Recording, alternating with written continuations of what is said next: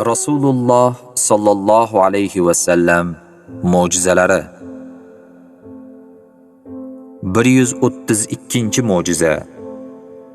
Bulutning Rasululloh sallallohu alayhi va sallamga soya bo'lishi va daraxt soyasining u zotga tomon burilishi. Abu Muso Ash'ari roziyallohu anhu dan rivoyat qilinadi. Abu Talib bilan Rasululloh sallallohu alayhi va sallam va bir qancha Quraysh shayxlari Shomga safarga chiqdilar. Rohib turadigan joyga kelib, o'sha yerga tushdilar va yuklarini yechdilar. Rohib ularning oldilariga chiqdi. Qurayshliklar bundan oldin shu yerga kelganlarida rohib hech ham chiqmagan va qaramagan edi. Rohib yuklarini yechib tushirayotganlar orasidan o'tib, Rasululloh sallallohu alayhi va sallamning qo'llaridan ushladi. Keyin bu kishi olamlarning sayyidi, bu kishi olamlar parvardigorining rasuli.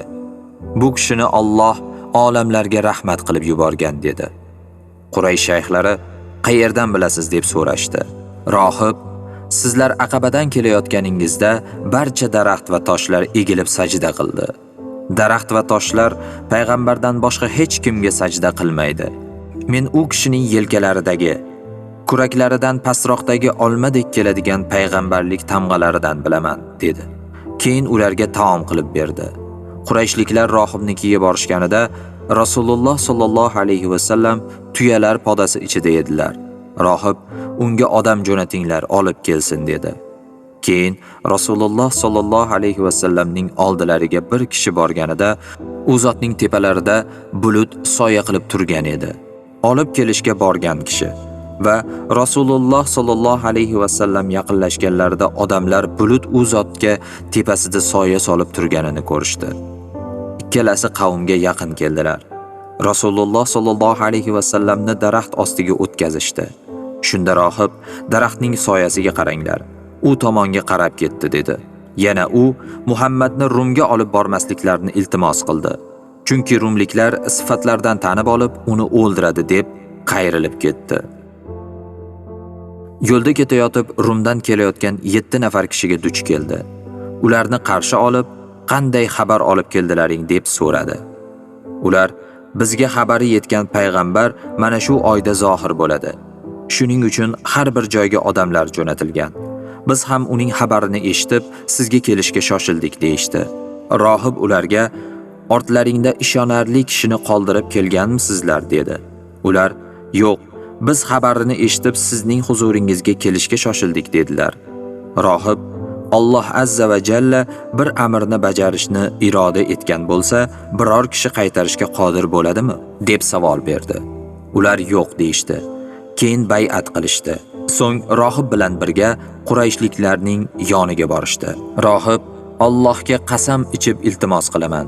Uning valisi qaysilaringiz bo'lasiz dedi. Abu Talib, men dedi. Rohib Abu Talibga iltimos qilaverdi.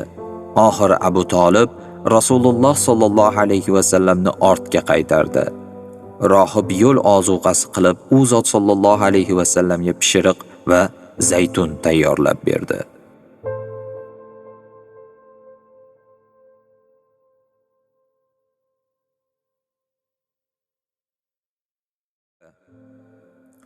Bir 133-mo'jiza. Rasululloh sallallohu alayhi va sallam Huzaliyni Abdulloh ibn Anis o'ldirishi haqida xabar berdilar. Abdulloh ibn Anis roziyallohu anhu dan rivoyat qilinadi. Rasululloh sallallohu alayhi va sallam meni huzurlariga chaqirib, Ibn Nabi Huzali men bilan urush qilish uchun odamlarni to'playotgani xabari yetib keldi. U xurmolar o'sgan joyda yoki urnadadir. Borib uni o'ldir deb buyurdilar. Men, ey Rasululloh, qandayligini ta'riflab bering, uni tanib olay dedim. Rasululloh sallallohu alayhi va sallam, agar uni ko'rsang shaytonni eslatadi. Sen va uning o'rtasidagi belgi esa agar sen uni ko'rsang qaltirayotgan bo'ladi, dedilar. Keyin men qilichimni taqib yo'lga chiqdim. Uning oldiga yetib bordim. Asr namozi vaqti bo'lib qolgan edi. U taxtaravonda bir joydan qaytayotgan edi. Unda Rasululloh sallallohu alayhi va sallam menga sifatlab bergan qaltiroqni ko'rdim. Namozdan to'sib qo'yadi deya o'rtamizda jang boshlanib qolishidan qo'rqdim. Namozni o'qib bo'lganimdan keyin u tomonga qarab boshim bilan imo qildim. Oldiga yetib borganimda u "Bu odam kim?" deb so'radi. "Arablardanman. Mana bu kishiga qarshi odam to'playotganingizni eshitib, sizga yordam bergani keldim" deb javob berdim. "Ha, men shunaqa ish qilyapman" dedi. Keyin men u bilan ozgina yurdim. O'ldirishga imkoniyat paydo bo'ldi. Qilichim bilan uni o'ldirdim. So'ng taxtiravonini ustiga ag'darib, ularning oldidan chiqib ketdim. Rasululloh sallallohu alayhi va sallamning huzurlariga kelganimda, u zot sallallohu alayhi va sallam meni ko'rib, "Yuz najot topdi" dedilar. Men "Uni o'ldirdim, ey Rasululloh" dedim. U zot sallallohu alayhi va sallam "To'g'ri aytding" dedilar. Keyin men bilan turdilar va uylariga kirib menga bir asoni berdilar.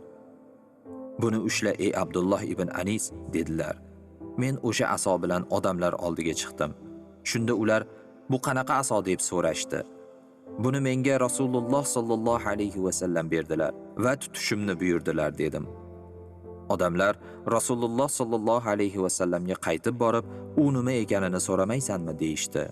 Shunda men Rasululloh sallallohu alayhi va sallam huzurlariga borib, "Ey Rasululloh, menga bu asoni nima uchun berdingiz?" deb so'radim. U zot sallallohu alayhi va sallam "Qiyomat kunida mening va sening o'rtamizdagi belgidir. O'sha kuni odamlarning birinchisi mutahassirlar, namozxonlardir" dedilar. Shunda Abdulloh asoni qilichiga yaqin qo'ydi. Shundan keyin o'sha asoni doim o'zi bilan olib yurdi. O'lsa, kafaniga solib birga dafn qilishni buyurdi. 134-mo'jiza. Toshlarga birlashishni buyurganlarida toshlar devordek bo'lib birlashdi. Xurmolarga birlashishni buyurganlarida ular bitta xurmodek bo'lib birlashdi. Toshlar va xurmolarga joyiga qaytishni buyurganlarida ular o'z joyiga qaytdi. Usoma ibn Zayd ibn Harisa roziyallohu anhudan rivoyat qilinadi. Biz Rasululloh sallallohu alayhi va sallam bilan haj qilgan safarlarda birga yo'lga chiqdik. Batnur Ravhoga tushganlarida Rasululloh sallallohu alayhi va sallam menga "Ey Usaym", Zuhri Rasululloh sallallohu alayhi va sallam u kishi ismining oxirgi harfini tushirib aytganlar deydi.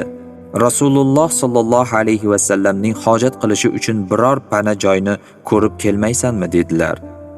Men chiqib hojat qilishga joy izlab, odamlardan pana joyni topa olmadim. Charchab qaytib keldim. Rasululloh sallallohu alayhi va sallam biror daraxt yoki katta tosh ko'rdingmi deb so'radilar. Kichik xurmo daraxtlarini, ularning yonida xarsang toshlarni ko'rdim deb javob berdim. U zot sallallohu alayhi va sallam buyurdilar. Xurmo daraxtlariga borib, ularga Rasululloh sallallohu alayhi va sallam bir-biringiz bilan birlashishingizni buyurdilar. Sizlar u zot sallallohu alayhi va sallamning hojat qilishlarida to'siq bo'lasizlar deb ayt.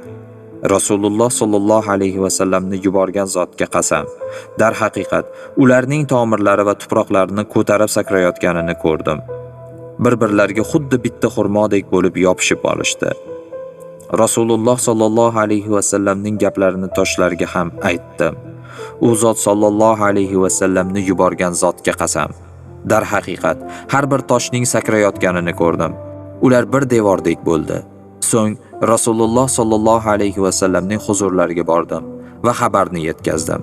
Shunda u zot sallallohu alayhi va sallam "Ey Usaym, bu idishni ol" dedilar.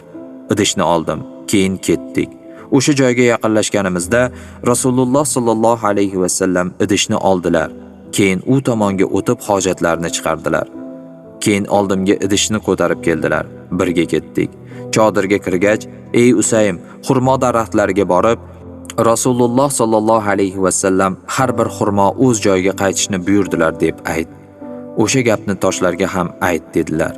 Xurmo daraxtlari oldiga borib, menga buyurilgan buyruqni aytdim. Rasululloh sallallohu alayhi va sallamni yuborgan zotga qasam, dar haqiqat ularning tomirlari va tuproqlari bilan sakrayotganini ko'rdim. Har bir xurmo o'z joyiga qaytdi. Rasululloh sallallohu alayhi va sallamning gaplarini toshlarga ham aytdim. Rasululloh sollallohu alayhi va sallamni yuborgan zotga qasam, darhaqiqat ularning har biri o'z joyiga qaytdi. Keyin men Rasululloh sollallohu alayhi va sallamning huzurlariga bordim va xabarni yetkazdim.